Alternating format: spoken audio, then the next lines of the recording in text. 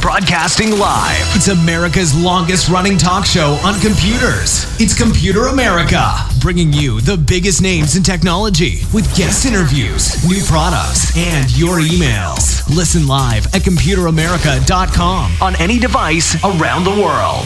Email the show at live@computeramerica.com or find us on social media. Be sure to check out our website for contests, giveaways, show notes, live video stream, podcasts, and more. You're listening to Computer America.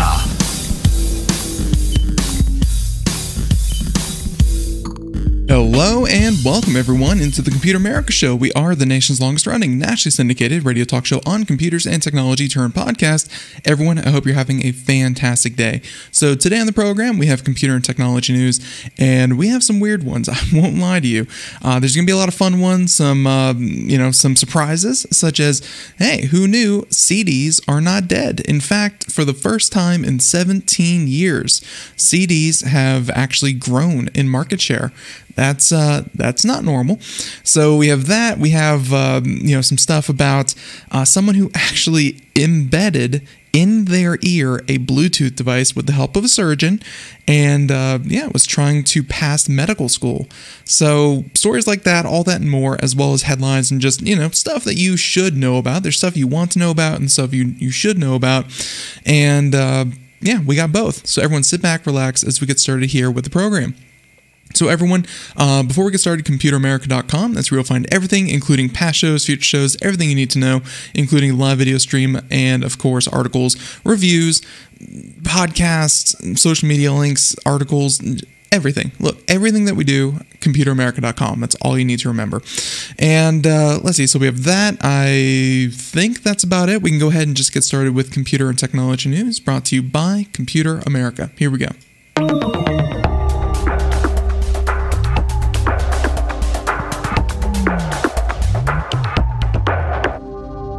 So everyone, I think our first story we'll do something, I guess, a little on the mainstream side, and this has to do, obviously, with everything in Ukraine and Russia and all that kind of thing, but just want to let everyone know that Kaspersky is in it again, because Germany now warns that Kaspersky could be used to attack during Ukraine invasion. And you can imagine that the software that is supposed to protect you is supposed to have all of the it's supposed to have all the access to scan everything, identify everything, be very basic in the system. You can imagine how effective an attack vector would be if the Russian government or anyone else were able to compromise the back end of an antivirus system. And Kaspersky, you may recall, back in 2016, 2017, something like that, the United States under Trump had banned Kaspersky from all of its government systems. So the United States had already done this back in 2017, and well, now Germany is following suit now that Russia is pretty much public enemy number one at this point. So the German Federal Office for Information Security published a warning on Tuesday recommending readers replace antivirus software Kaspersky with other products. They said that the announcement comes as Russia continues its brutal invasion on Ukraine. And they're saying that a Russian IT manufacturer can carry out offensive operations itself, be forced to attack target systems against its will, or be spied on without its knowledge as a victim of a cyber operation, or be misused as a tool for attack against its own customers. To draw comparisons to this, you can think about, for instance, China. All IP in China, when it comes to digital communications, digital security, cryptography, whatever it is, everything has to be accessible by the Chinese government and therefore, under intense scrutiny. So, there's really no privacy from the Chinese government with a Chinese product. They're kind of thinking the same thing here, where either the government comes in, says, hey, we want access to all of your systems, or at least all the systems of your customers, or the Russian government, of course, has access to the back end to servers. They can send police in there, or they already have access to servers, and they can spy on everything. Or, of course, you can, there's 100 different ways that the Russian government can force an entity within its borders to, kind of gain access. Before, when the U.S. government banned it in 2017, they went through a number of ways to mitigate fears. They submitted their source code for scrutiny, by any government that wanted it. They moved their data servers and customer data to Switzerland, I believe, to mitigate the fear that, Russia would be spying on them. But now that doing business with Russia is very, very toxic, I'm sure that they've had to move operations back to the U.S. They've, the last time I heard from them was back in about 2 weeks ago, where they were trying to walk a very neutral line, saying that, they don't want to come out straight up against the Russian government, because then, hey, they would lose their license to do business. But they also didn't want to, support Russia, because they know that their customers are very against Russia at the moment. So they were trying to walk this tightrope of, don't support, don't deny, don't do anything, don't look. They can sense fear. And, well, yeah, that seems to not really be working anymore. The time to pick a side has come, and I feel this is, at least for a lot of the Western market, that might be the end of Kaspersky, which is a shame. They've been on the show a number of times there. They have a lot of really talented researchers. I really do believe that they wanted to protect computers. Like, I feel like they wanted to be another research lab that did good work and, try to keep everyone safer. They're a victim of circumstance. And before, where I was kind of defending them, saying, they've really submitted themselves and tried to keep everyone's confidence, that might not be enough at this point.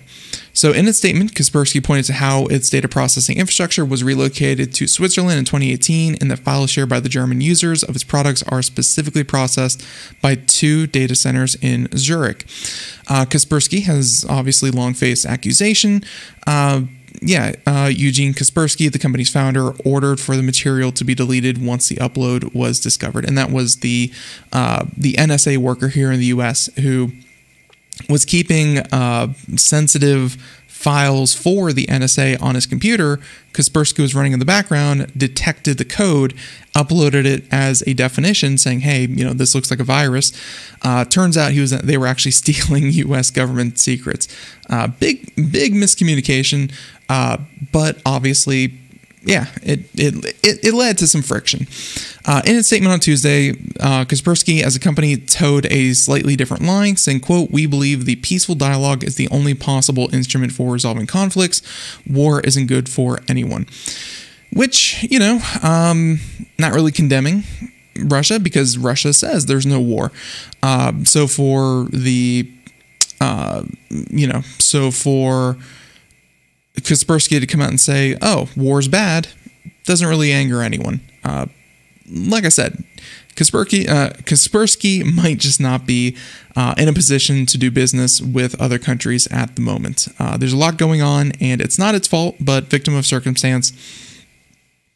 You can't really jump countries like that. It's not very easy to do. So there you go. Story number 1. Story number 2. Let's get weird with it. I'm salivating at how juicy this story is. Check this one out. This one from The Independent, and, well, medical student. And this one actually happened a couple weeks ago. I guess it flew under the radar until it, kind of picked up some traction. But yeah, medical student surgically implants Bluetooth device into own ear to cheat in final exam.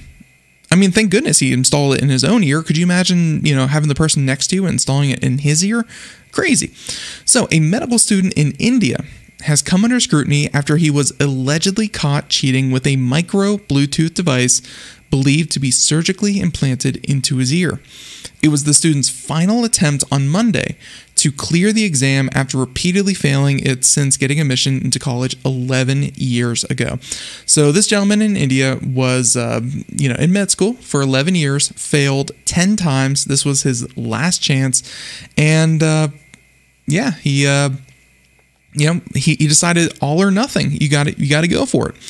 And so the student of the private medical college was appearing for the exam and at the Mahatma Gandhi Memorial Medical College when he was found with a mobile phone in the inner pocket of his trouser, which was connected to the Bluetooth device. And they mentioned they had it in, but they were not able to recover the Bluetooth device while frisking the student, whose name has not been revealed by the college, saying that he was taking the general medicine exam with 13 others. And they went in for a surprise check. They found the phone, and so they found one student with a mobile phone and another with some Bluetooth device. The devices have been confiscated and their answer sheets were seized. They were given new answer sheets. There you go. So they had to retake the test all over again. After questioning by the college officials, one official reportedly said that he had a skin-colored micro Bluetooth device fixed in his ear by an ENT surgeon, so ears, nose, throat doctor. Another student was caught with a small SIM-powered device and a micro Bluetooth device, but told college authorities that it was not surgically inserted and can be removed with a pin. There you go. So he had the phone. It was in his pocket. He had the surgically implanted Bluetooth device inside of his ear, and he was on a call, I assume. He was on a call with someone who was then feeding him answers. And of course, they went in with devices. They scanned his pants. They found it was actually sewn on a pocket inside of his pants. So, if they checked his pockets, they wouldn't have found it, but they obviously found it sewn into his clothing, and it was connected to a Bluetooth device. They couldn't find the Bluetooth device. It was nowhere to be seen until he finally, they wouldn't let him go until he told them exactly where it was. So there you go. An internal investigation has begun in the matter, and after the conclusion of the investigation, it would be determined whether the case merits a police case for using unfair means in an exam. And they mentioned that we think, there's a quote here saying that we think these microphones were surgically fitted in the ears of both students. Cases have been prepared against both students. A committee will take the decision in this regard. There you go.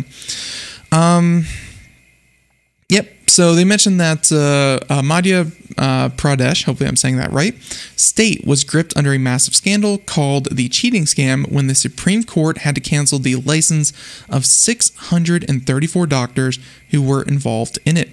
During the scam, spanning between 2008 and 2013, several people were arrested for involvement in leaking question papers, rigging answer sheets, and hiring proxies to sit for the exam as well. I'm not saying that there aren't cheaters here in the US. There are cheaters everywhere, all over the world.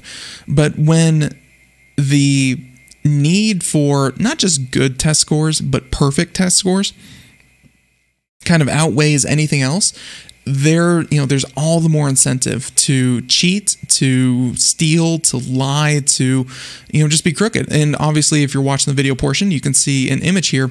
This was back in, back in 2015. And for everyone who's just listening to the podcast, it's a 4-story building, 5-story building, with people climbing the exterior of the building to get to the windows, and all these people are essentially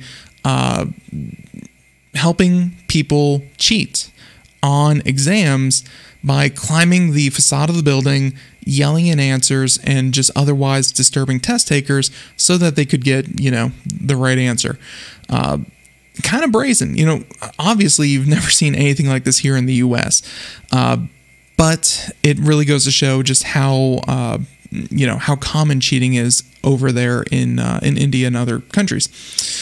So they mentioned that it is very easy to get Bluetooth fitted in the ear. It is attached to the ear temporarily and can be removed. Such a technique was used by a Vietnam scam accused to clear his medical exam 8 years ago. There you go. In another incident, and this is what I was talking about, that grabbed both national and international headlines, several parents and relatives of the students were filmed scaling school walls in 2015 as police stood nearby watching the mass cheating unfold in Bihar. The pictures went viral, hundreds were arrested, including some parents, and at least 750 students were expelled. It's, you know, and again, like the person who had the implant put into their ear, 10 times failed, 11th final chance, all or nothing. I mean, had everything to gain and everything to lose. So, or I should say nothing to lose. So I can see why it happened, but yeah, there has to be a better way. Still, it was such a strange story that I couldn't pass it up. So there you go. Story number 2. Story number 3. And you know what? We have a lot of fun stories. We're going to mix these in. This next one, though, is less fun, more industry problem. You know, even in a day and age where chips are a hot commodity. You know, if you make, if you're Intel, if you're AMD, if you're TSMC, if you're, you know, any one of these people that makes computer chips, it's a good time to be in the business because they're, you know, demand way outstrips supply. But the problem that we have here is that one looming issue way back in 2016, 2017, something like that, still plagues the industry. And this is the problem. Check this out. Intel's AMD bug find proves that Spectre is still looming over us. And you may remember Spectre, and the other one was, I can't remember what the other one, it was Fire or something. Anyways, when doing some of its own research, Intel's security team discovered a flaw in AMD's years-old patch against Spectre-based vulnerabilities. AMD has since provided an update on its security bulletin in response, where it suggests using an alternate mitigation option and has additional advice for software developers. Spectre is a type of security flaw affecting nearly all modern Intel and AMD processors that can give attackers access to sensitive data while remaining undetected. Last week, researchers found that Intel and ARM processors are susceptible to a new kind of Spectre version 2 attack, although it's just proof of concept, called branch history injection. There you go. For those who don't know, processors were doing this little trick to get even more speed. And, you know, when you make CPUs, speed is everything. One of the ways that they were speeding up the processors was by kind of preloading, you know, they could like predictively say that if you're running this program, you know, you boot up a game, you boot up, you know, maybe like, let's say, encoding software. The processor can say, okay, what's going to happen next is that this program is going to use this, this, and this, essentially getting all of your ducks in a row and then quickly executing the processes. The problem, though, was that getting your ducks in a row, getting everything kind of preloaded so that the process would seemingly happen even faster. And, you know, it wasn't just random, you know, software. Well, I should say it was something that software companies could use to speed up their programs. It affected everything from the operating system to critical system services to everyday software. That preloading was not protected by antivirus, by any of these security suites, anything. It could be identified, it could be looked into, and essentially the way, like the physical way that the processors were made was the issue. And it's not like you can push out an update. The update that they actually did push out to fix this glaring vulnerability, the issue, or I'm sorry, the software that they pushed out actually just turned the whole feature off. And that's why Intel and AMD processors, although more so Intel, lost like 25 to 30% of their processing power through a software update. Think about that. You bought this thing, it's running at 5 gigahertz, you're happy as a clam, send out a software update, next thing you know, the darn thing's running at, 3.5 gigahertz. You're not happy, but hey, security-wise. This is why Windows 11 on many modern computers, like even if your processor is just from 2016, 2017, can't run Windows 11. It's not that, the speeds aren't good enough and the hardware is not good enough. It's that Windows 11 would not support this hardware vulnerability. And they know that all older processors have the same flaw. So there you go. There's the issue. And it looks like even Intel is doing some security research on its own products, I'm sure, on AMD as well, because, they don't want to take all the punches themselves. Intel found that the fix on AMD was not as comprehensive as they would have liked. So during Intel's investigation of the new potential vulnerability, they examined the LFense JMP Spectre mitigation that the company has used since 2018. They found that it doesn't adequately protect against the threat. As noted on AMD Security Bulletin, the newly discovered security hole spans generations of AMD Ryzen processors on laptops and desktop builds, and also affects second and third generation Threadrippers. The researchers who found the new flaw performed their exploit on a Linux system and recommended mitigations, including retpoline fixes, retpoline? I don't know. And disabling unprivileged eBPF on Linux systems that didn't already have it.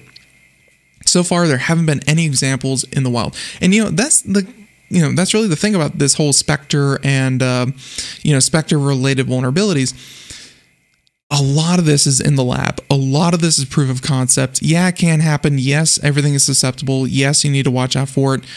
No, we have not seen it in action, because in reality, to exploit this, you need, first of all, the know-how how to exploit it, and you need physical access to the device. I guess why it's so scary is that once you have physical access to it, you have access to pretty much everything, and it's undetectable. There's no way to mitigate it. There's no way to stop it. If this feature is turned on, they have access to everything, and that's really the big issue. But that's why you also haven't heard that much about it, because it's not like someone can send you an email, you click on a link, and and then you're done for. No, you need to hook this thing up to a research lab worth of equipment, and then you can read it. So there you go. That's where we're at. Let's see. So patches for Spectre-related vulnerabilities have been known to cause performance issues, especially on older hardware.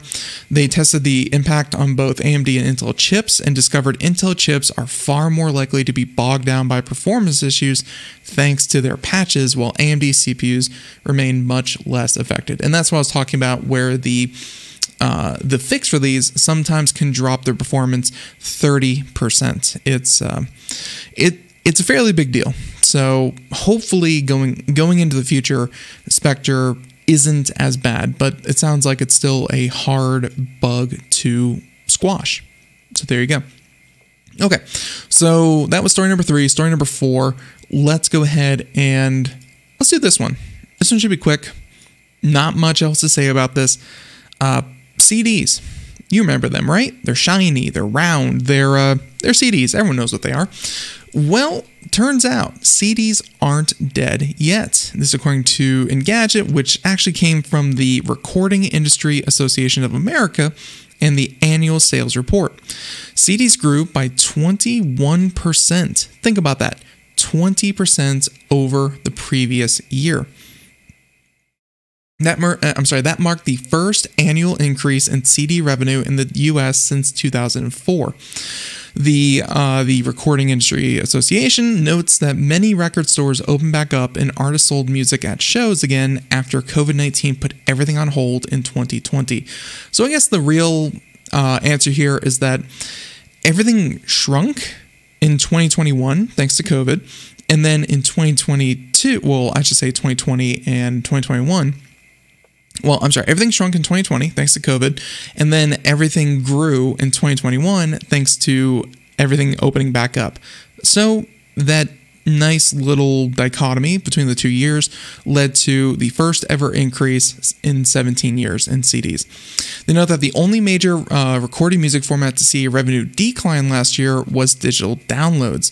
Sales dropped 12%, only 3 million more than CD revenue for 2021. there you go.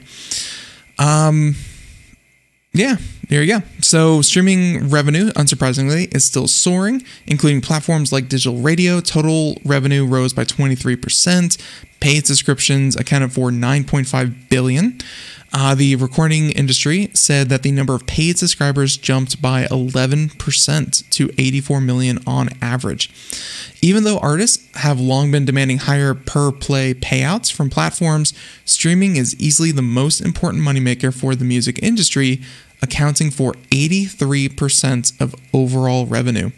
Despite that, the rise in physical media sales is encouraging for fans.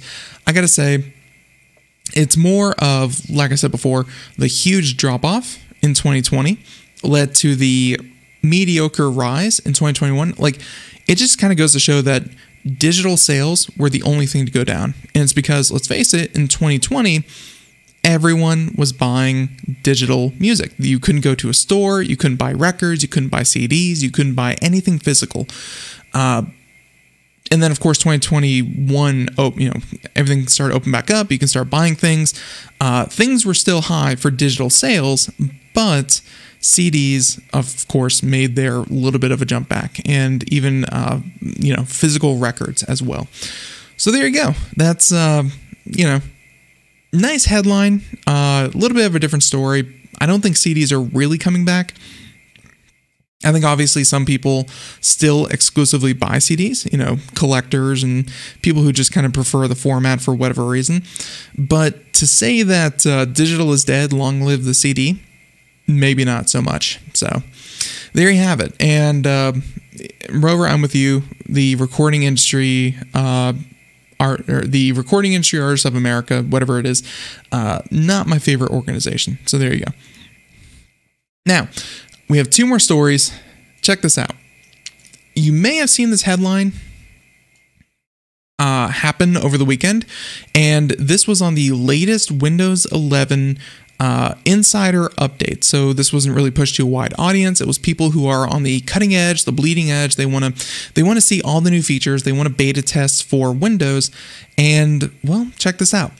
Microsoft says Windows 11 File Explorer ads were not intended to be published externally. So there you go. The big news here was that Microsoft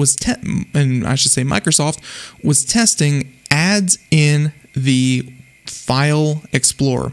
The one that you pull up, you see My PC, you see your drives, you see all of your documents stored on your computer. Well, they were pushing ads that, hey, click here and you can move this to the cloud, or, this would work great with, to move this over to OneDrive, or you could do this.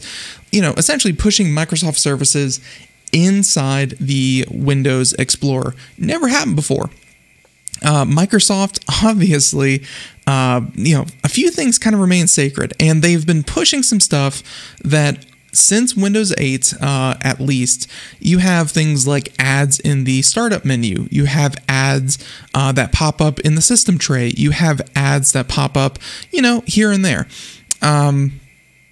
But the system, or I should say the File Explorer, was always kind of sacred, because this is the contents of your computer. It's not stuff that you kind of want or should be advertised to or whatever. This is the stuff that you own. And imagine opening up your closet in your house. You go to your closet, you see all your clothes, and there's a big sign saying, you would really love this jacket. This jacket would look great right here in your closet. No, it's for stuff that you own and you can use. Everything else needs to get the heck out. So there you go. File Explorer adds MS people will complain or switch to Linux. Yep.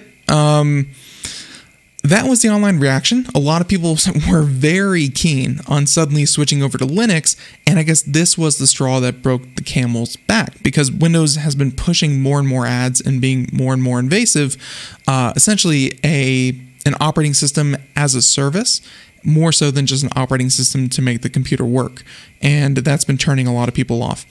So they mentioned that senior program manager for Windows said it was an experimental banner that was not intended to be published externally and was turned off. There you go.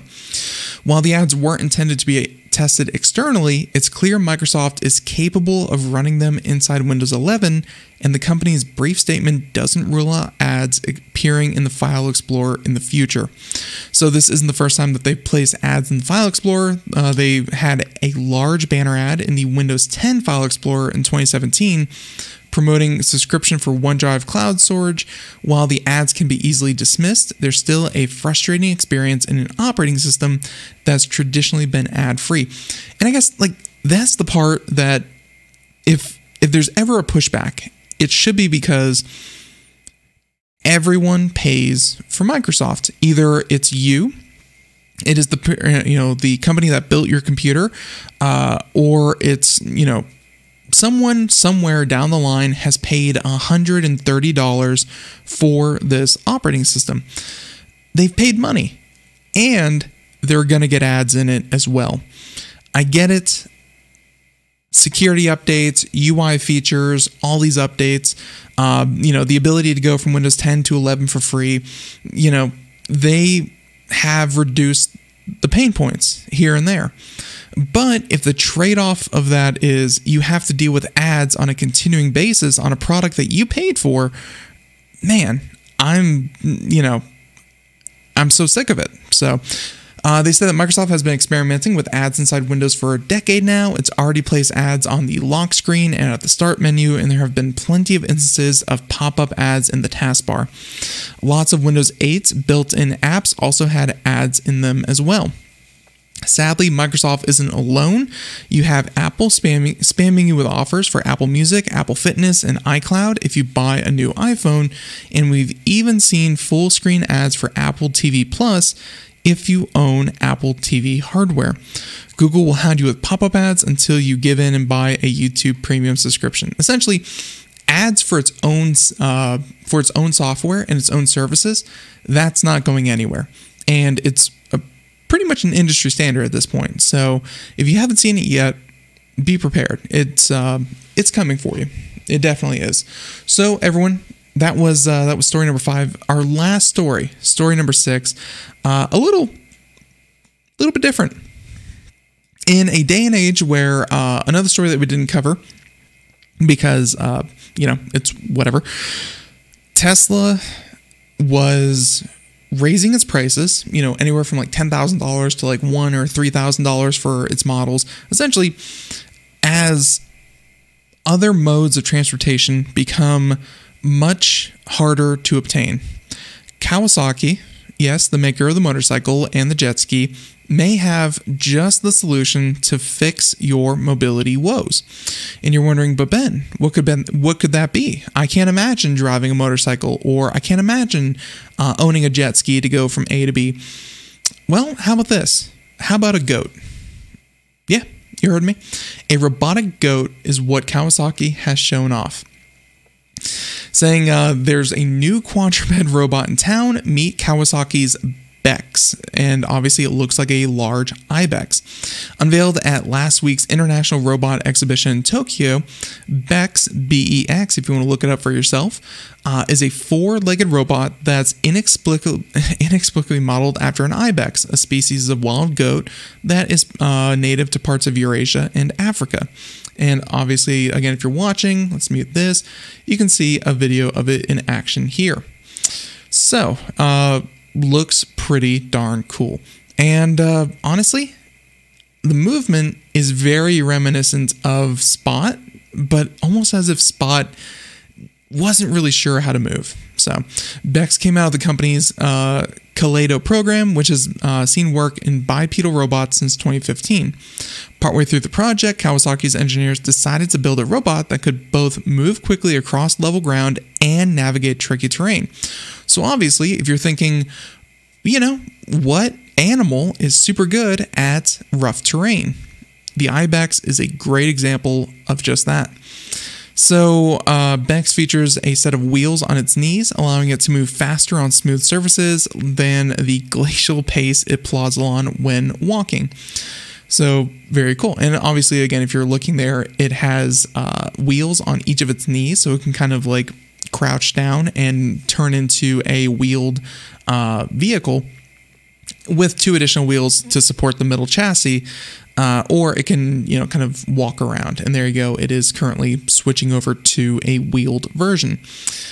Very fun. Bex can carry approximately 220 pounds of cargo. In addition to transporting construction materials and the like, Kawasaki envisions it carrying out remote industrial site inspections, much like Spot is already doing at Hyundai factories in Korea. To that end, the top half of Bex is fully modular, so it doesn't have to look like a goat. But if you ask us, what kind of monster wouldn't want a goat protecting their factories? So obviously, they 3D printed this and made it look like an ibex, for show purposes, and I think they did a good job. But you can replace the goat head with a camera. You could replace it with sensors. You could replace it with so many different things. It doesn't have to be a giant LED goat, but still very, very fun, and I get why they did it. So there you go, and you can see it there in the video rolling around doing its thing. So everyone, that's about it. Nice short show. Actually, this went long. Wow, the time flew by. Everyone, thank you so much for tuning into the program. We hope you had fun. I apologize for the missed shows in the past couple of days. The time change has been awful. And hey, I hope that you look forward to even more Computer America. We'll be back tomorrow, same time, same place. And yeah, check out the podcast, check out the live video stream. Twitch.tv/Computer America is always the best place, but you can find us anywhere around the web, on social media, and the like. Everyone, have a great day. Thank you for checking us out. Until next time, have a great day. Bye, everyone.